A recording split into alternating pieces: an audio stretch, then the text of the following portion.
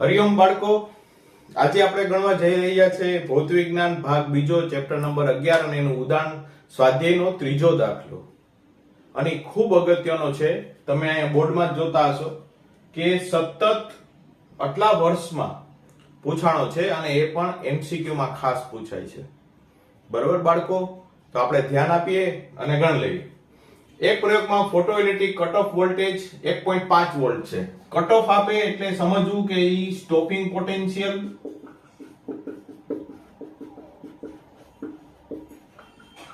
Cut off voltage આ બધું એક જ થયું. આની તમને આપ્યું 1.5 વોલ્ટ. તો આપણને કીધું છે મહત્તમ ગતિ ઉર્જા કેટલી, તો એક જ સંબંધ છે કે મેક્સિમમ બરાબર EV0. ચાલો V0 ની કિંમત મૂક દેવાની 1.5 વોટ ઇલેક્ટ્રોન વોલ્ટ. હા, ઓપ્શનમાં આપણે ચકાસવું પડે. ઘણીવાર આપણને જૂલમાં કીધું હોય તો આ જ દાખલાને આપણે આવી રીતના કરી નાખવાનું કે મેક્સિમમ બરાબર 1.5 1.6 ગુણ્યા 10 ની -19. તો અહીંયા તમને જૂલમાં આન્સર આવી જાય. જી આપણે ગણ લઈએ.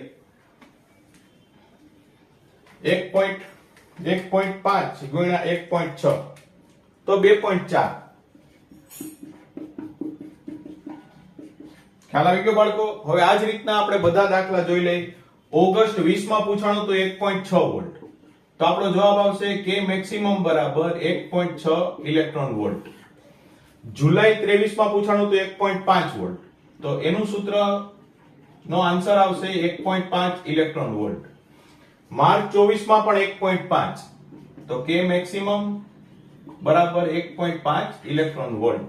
ચાલો જુલાઈ 24 માં રકમ ફેરવી હતી 4 વોલ્ટ.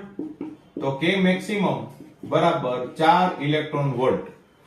પછી માર્ચ 25 2 વોલ્ટ. તો કે મેક્સિમમ બરાબર 2 ઇલેક્ટ્રોન વોલ્ટ.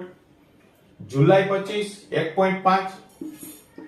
કે મેક્સિમમ બરાબર 1.5 ઇલેક્ટ્રોન વોલ્ટ. માર્ચ 26 આ વર્ષે પણ પૂછાઈ ગયું. કે મેક્સિમમ બરાબર 1.5 ઇલેક્ટ્રોન વોલ્ટ.